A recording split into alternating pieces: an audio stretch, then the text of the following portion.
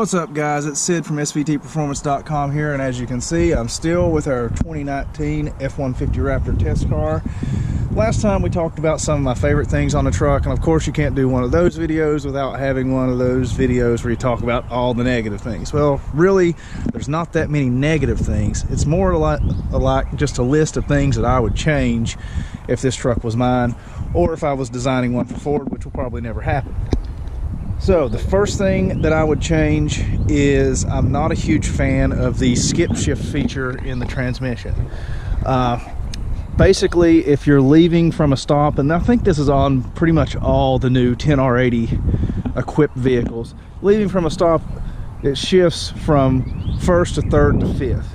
So you skip second, fourth gear, and it just makes it feel a little doggy down low.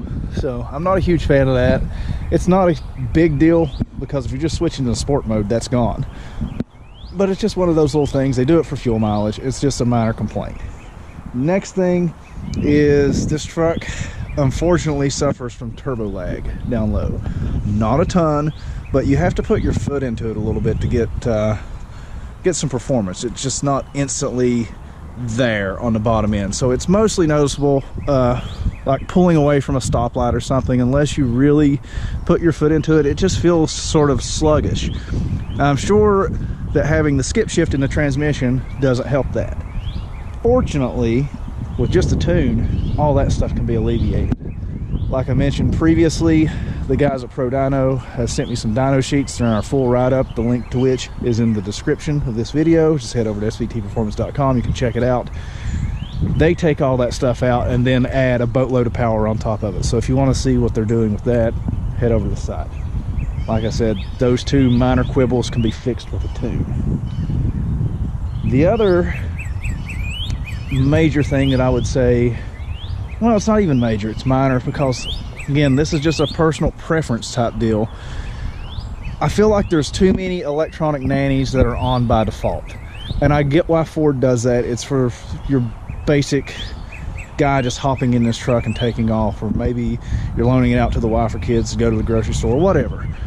You want those things on by default, but I'm just not a huge fan of all those driver's aids. Luckily, they're easily defeatable, but like I said, it's just a minor complaint. I would like to have just one button to turn everything off, and on a Raptor they pretty much have that. It's just a couple buttons, but that's a great thing. You can really easily defeat it all, but I'm just sort of old school. I barely like having traction control. ABS is a new thing to me, I guess. But yeah, that's one of those things. The electronic nannies are always on at as soon as you turn the ignition on, so you have to defeat them every time. Along with the electronic nannies, I feel like, this is me really talking like an old man here, complaining about new cars. I feel like they're getting a little bit too, how can I put this? They compensate too much for bad drivers. So you've got the lane keeping assist, the auto brake assist, things like that. I think they're just band-aids for bad driving, basically. It makes you less engaged. Let's call it like that. You're less engaged in the driving experience. And honestly, with cell phones and texting and Instagram while driving, there's a lot of times when a lot of people should be spending a lot more attention on their driving habits. So I'm not a huge fan of that stuff. This truck is loaded full of it, but ultimately I'm sure that some of that stuff will save people from getting rear-ended, so I'm all for it. It's a safety feature, but it's just let's call it an old man gripe. And along with that comes another minor complaint. With all of those electronic systems you just got more failure points. You just know that, like our blind spot radar, things like that, how's that going to hold up 15 years from now dealing with salt in northern climates, things like that. Those electronics are eventually going to fail, and I know this tail light is really expensive. I think it's like $800 for that tail lamp assembly. That's an issue. I wouldn't say it's a huge issue, but you don't really know. You don't know what's going to You know, nothing lasts forever. Eventually there's going to be some problems, and the more you complicate things, the more likely you're going to have an issue. So one little complaint there. So overall, what do I think about it? I think it's fantastic. If all I have to complain about is you know, maybe an electronic item will go bad, that means that Ford's done a really good job on designing, building, and selling this truck. There's tons of these things on the road. Guys love them, and I don't blame them. It's really, really good. The Raptor really lives up to a hype. There's a lot of vehicles that don't, but this truck does. And like I said, if my minor complaints can easily be fixed by pushing a few buttons or uploading a tune, don't tell Ford you're uploading that tune if you want to keep your warranty. Actually, you're probably not going to keep your warranty anyways, because when you start tuning, I know you're going to want an exhaust and a lift and some bigger wheels and tires and things like that. So, but if that's all I've got to complain about, then Ford did their job right. This is a fantastic truck, and I would suggest you guys head to the dealership and check one out if you are in the least bit interested in it. That, however, brings me to my final complaint and or grievance.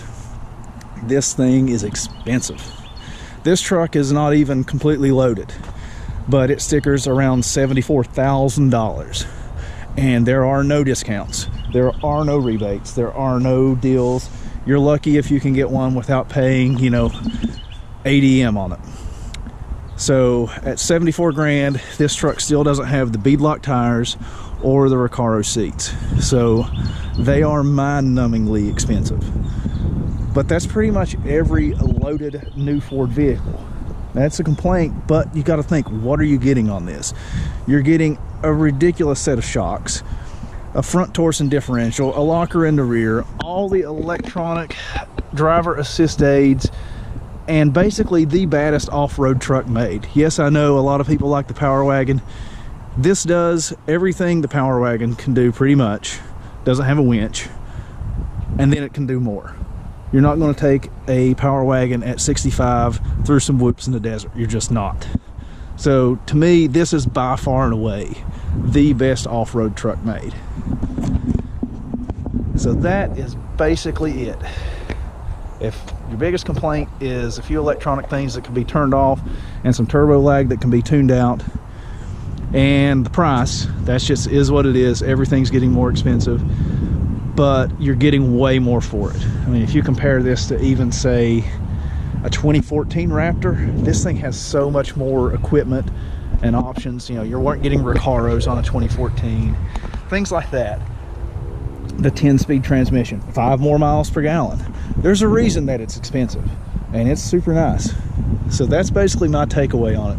A few minor complaints, but overall, an awesome vehicle that I would be happy to drive, and I wish I could keep it longer. But luckily, we got something new to test out. A nice 2019 Bullitt Mustang, so stay tuned for that.